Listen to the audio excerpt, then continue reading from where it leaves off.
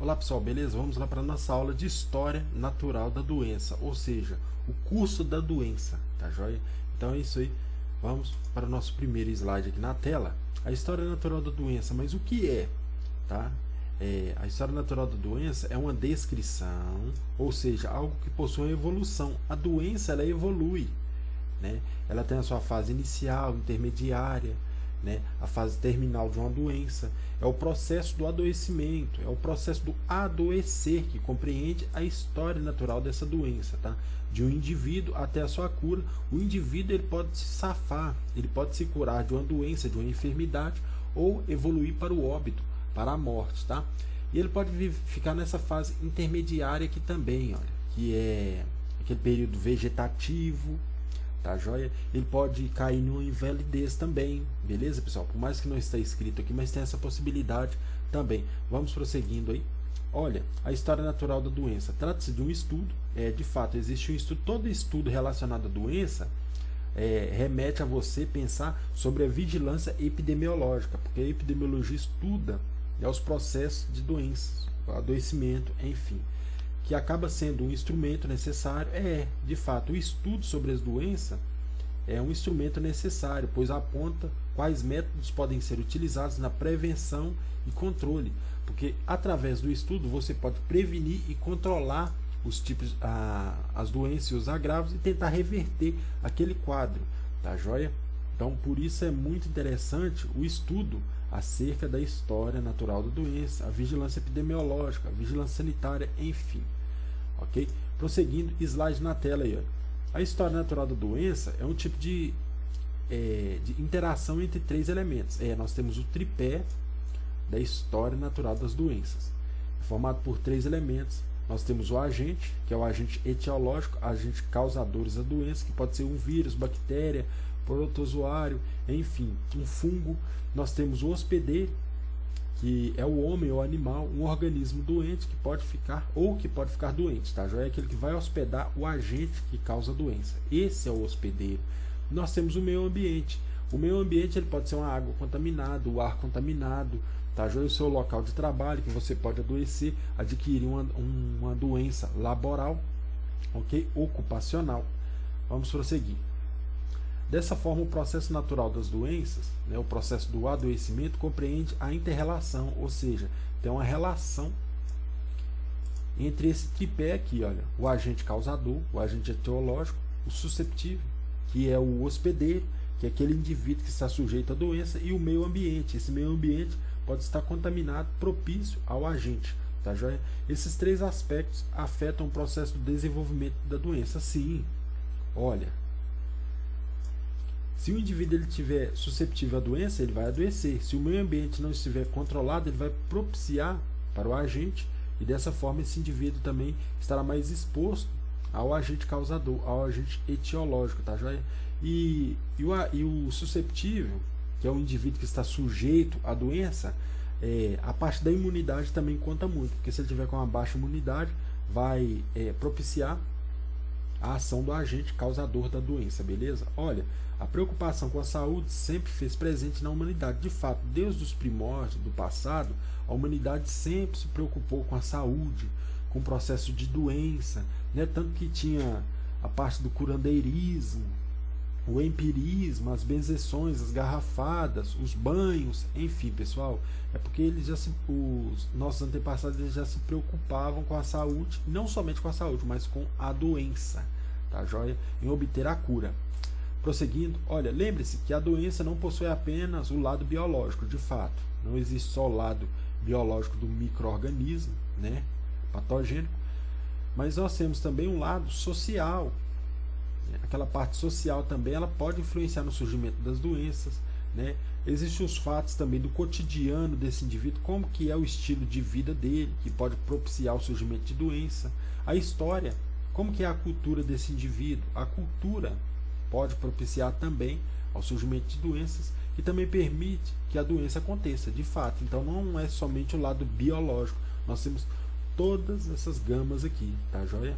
E as políticas de saúde, políticas de promoção, de prevenção, devem conhecer todos esses lados. O lado biológico, e não somente ele, mas o lado social, o cotidiano do indivíduo, o estilo de vida de cada um, de uma sociedade, de um grupo, a história, a parte cultural que pode propiciar o surgimento de doenças e agravos, tá, joia? De enfermidades. Prosseguindo, slide na tela para você. Olha, a preocupação com a saúde sempre se fez presente na humanidade, como foi dito anteriormente, né? Desde os tempos passados, os que aqui viviam, de alguma forma, tentavam explicar o processo do surgimento das doenças, de fato. E uma das formas que eles usavam para explicar o surgimento das doenças no passado era o empirismo, tá? Eles alegavam que as doenças eram originárias dos maus espíritos, tá, joia? Dos castigos divinos. Aquela pessoa ali, alguém da família cometeu um pecado, então a próxima pessoa iria pagar e o preço, o pago seria com a doença, com a enfermidade, tá? De acordo com suas crenças. A crença nessa época era dessa forma e conhecimentos da época. E o conhecimento era baseado justamente nessa crença. Por isso que nós temos o empirismo. Crenças empíricas, interpretações mágicos religiosas, ligado à magia e à parte do sistema religioso, o curandeirismo, benzeções, chás, rezas, tá? Ritos, danças, banhos de purificação, tudo para tentar livrar-nos das enfermidades, ok? Prosseguindo, a história natural da doença, né? Compreende o conhecimento importante para a instrução das ações que visem modificar, né? Prevenir e erradicar o curso natural das doenças, beleza? Para detectar as doenças, de fato, esse estudo ele é muito bom para você detectar as doenças, a fase inicial, porque na fase inicial o tratamento ele é mais satisfatório. E também a história natural da doença, ela propicia o conhecimento para conhecer a gravidade da doença. E com isso, você vai estabelecer a prioridade. E a prioridade na saúde, ela é baseada na equidade. Aquele que precisa mais, receberá mais. Aquele que precisa de menos, receberá menos. Aquele que precisa de uma prioridade imediata, para já, ok. Então, para programar, programar a programação da oferta de saúde, tá joia, pessoal? Então é dessa forma que vai funcionar esse processo de estudo da história natural da doença, tá joia? Para propiciar, para criar cada vez mais conhecimento, para daí então ter as instruções de como deve agir, tá joia? Prosseguindo aí na tela para você. Agora nós temos a tríade epidemiológica, que é o tripé epidemiológico. Nós temos o hospedeiro, que é um indivíduo que estará sujeito, o agente, que é o agente etiológico, que é o agente causador, e o ambiente. Esse ambiente também ele pode propiciar ao agente, tá joia? E com isso criar um risco maior para o hospedeiro, para o indivíduo, tá joia? E o hóspede é o agente. Esse hóspede, de fato, ele se aloja no hospedeiro, que é o homem ou um animal, beleza?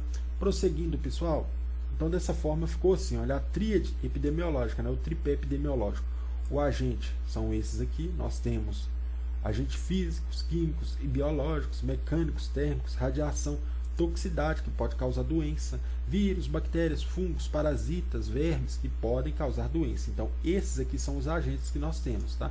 Nós temos também o hospedeiro, que é o homem que sofre a influência da idade, sexo, raça, genética, resistência imunológica e nutrição.